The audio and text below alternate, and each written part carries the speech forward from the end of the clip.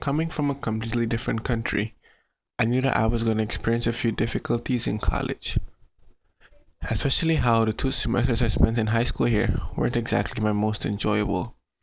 I went from being active in class, knowing almost everyone, having relationships with teachers, and being involved in school events, to being someone who just drifted in the tide over those 2 semesters.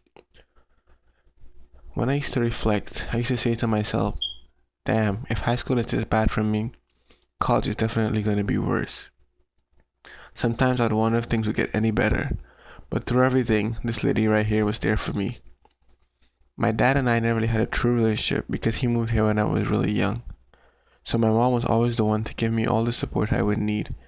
She devoted her entire life to give me the best one she could so that I could become successful.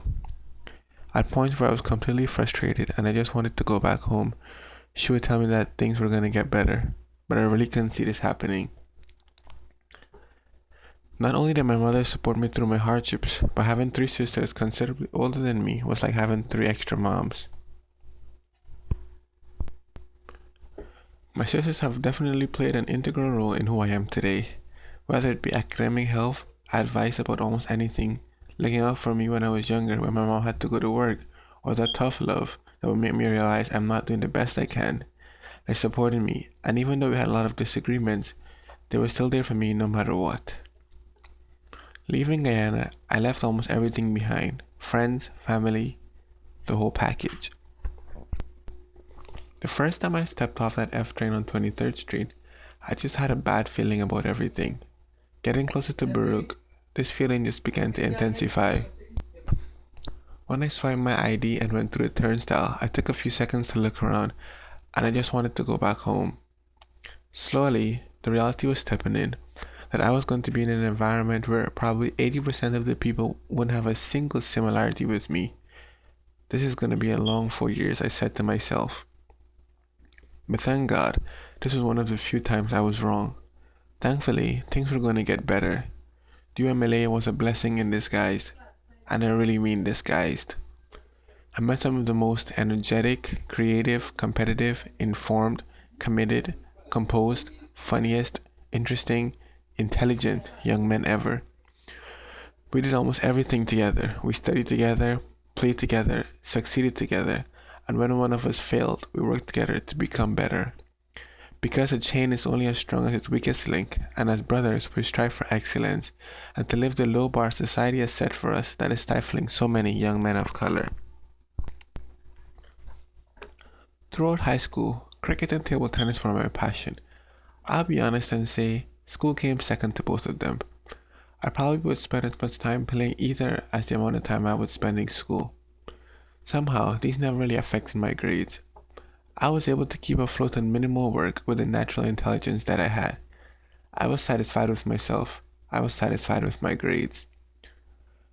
Coming to Baruch was definitely an eye-opener for me. I realized that I was given a rare opportunity to attend one of the most prestigious colleges in New York. If I didn't have this opportunity, I probably would have been going here. And no, that's not a point. I had this weird philosophy where I thought I worked better under pressure. As time went by in college, I realized that this was one of the most stupid things I ever convinced myself was true.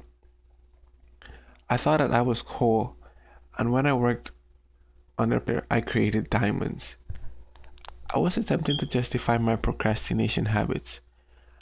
I was convinced that I could only do work the night before it was due, but as time elapsed, I came to realize that this was just a figment of my imagination.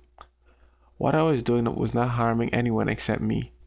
I wasn't putting my best foot forward with the rush jobs I did under pressure. It was definitely time for me to step my game up. No more being satisfied with staying afloat, no more settling for less. It was time for me to live up to my full potential and fly high. No pun intended. I know the road is going to get tough as I get further along the way, but I know I have to keep strong. Fortunately for me, I hopefully never have to see another math class again for the rest of my life, which means I could focus on that big picture, getting that degree, and landing that managerial job sometime in the near future. As I said before, it's going to be difficult as I get further up the ladder. I need to shake off those negative habits and the negative people to make my weight lighter, only keeping those who would pull me or push me to the top. My most challenging experience was probably fall 2012 finals week. I had contracted bronchitis and was at Baruch for about 36 hours with no medication. My chest ached every time I coughed, but I knew that I had to get the material down before the test. Thanks to Jibril, who stayed up late with me that night going through the term after term until both of us knew everything. Safe to say, it was worth it in the end. On the other hand, my most memorable experience was probably convocation and winning the scavenger hunt. Convocation definitely brought the 2012 UMLA cohort closer together. It was a really enjoyable day, rushing to the various areas where we had to take pictures and deciding on what concept we would use. As I get older and move forward in my college life, I would need to find a formula to balance my academic, social, and professional life effectively. I never was a quote unquote go getter, so this is something I would need to change. Becoming involved is definitely an important step to success, and this is a challenge I need to overcome. Even though becoming involved is very important, I still need to focus on bringing my GPA above a 3.5. As we let our light shine, we unconsciously give other people permission to do the same. A leader is someone who has the ability to effectively influence persons to accomplish a goal. Having the power does not make someone a leader, it just makes them the boss. When someone is a leader, their followers are eager and enthusiastic in supporting them to fulfill the objective. A leader doesn't command people to do something, he leads by example. He stands with his followers and shows them through his effort the way something is to be done. Instead of telling people what to do like a boss does, a leader instead influences people to want to do things that will benefit the group. A leader is a positive influence whose followers would consider emulating. In terms of leadership, I think I have exhibited consciousness of self more than any other C. Throughout my first year in college, I have been able to identify what I have been doing wrong and ways to become a better student. Whenever I did badly on a test, I was able to immediately pinpoint what my error was. Even though I don't really ask you for feedback on ways to make myself better, I do a reasonable amount of introspecting and reflecting.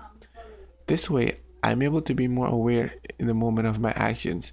I'm able to use mental filters and stop myself from saying something stupid or doing something inappropriate at most times, which allows me to put more thought into what I am doing. Even though I have exhibited consciousness of self, I admit that I have lacked commitment at points. It is even worse where I'm concerned because I know I lack the commitment and day after day I hardly do anything about it. This is very difficult for me, especially since I'm not ignorant of my shortcomings. This is something I definitely need to work on because, as I said earlier, I need to take control and stop settling when it comes to my education. Throughout my college life, I need to be aware of the things that are going on around me. Knowing more about social issues will make me a more responsible and efficient person.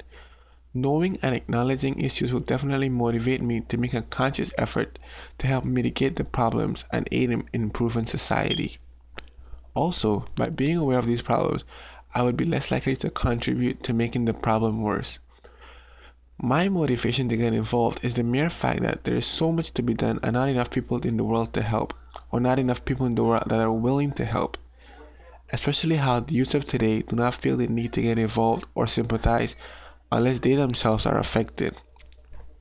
By becoming involved in society to make a change, I definitely feel a sense of responsibility that I hope can transpire into my academic work. In high school, my schedule was predominantly made up of business classes because this was the path I knew I wanted to take. At first, I was leaning toward accounting because my teachers and parents said that I was guaranteed a job if I went into this field. But upon reflection, I realized that I wasn't good at accounting. It was definitely a struggle, and the amount of work I had to put in to be okay was definitely not worth it because I didn't enjoy it at all.